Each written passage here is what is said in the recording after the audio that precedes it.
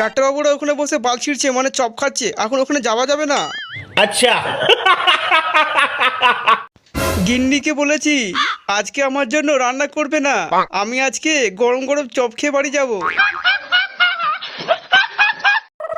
ভালোই হয়েছে, রোজের ফ্রিতে চপ খাও আর চপের টাকাও দিতে হবে না আমাদের। দেখছেন না আমরা এখানে বসে চপ খাচ্ছি।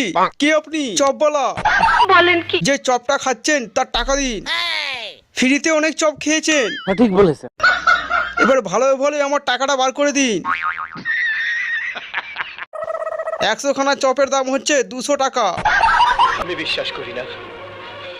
আরে কাঁদছো কেন? ও কালকে তোমাকে ফুচকা খাওয়াইনি বলে? ছি ছি ছি, এত নোংরা কাজ করে তুমি আমার সামনে বুক ফুলে দাঁড়িয়ে আছো, লজ্জা করছে না তোমার? আমি আবার তোমার কি বলছিলাম যে আমার লজ্জা করবে? কি হয়েছে বলো? ওই জঙ্গলের মধ্যে ঢুকে মেয়েটাকে তুমি কি দিলে?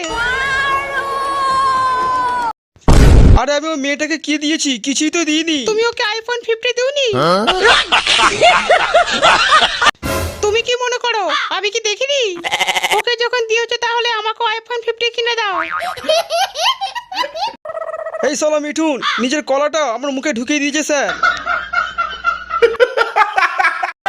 আপনি স্বীকার করুন নেশার মধ্যে আপনার মাথা ঠিক ছিল না, তাই নেশার মধ্যে তোমার কলাটা খুলে ওর মুখে ঢুকিয়ে দিয়েছো। নেশার মধ্যে ছিলাম না স্যার, আমি ইচ্ছা করে আমার কলাটা ওর মুখে ঢুকিয়ে দিয়েছি। আমরা অতটা উপকাচতা না যতটা তুমি ভাবছো। अम्मा बहन पे आ जाऊंगा मैं इनकी। যার নেশা হয়নি সে কোনোদিনও নিজে কলা খুলে অন্য কারোর মুখে ঢুকাবে না।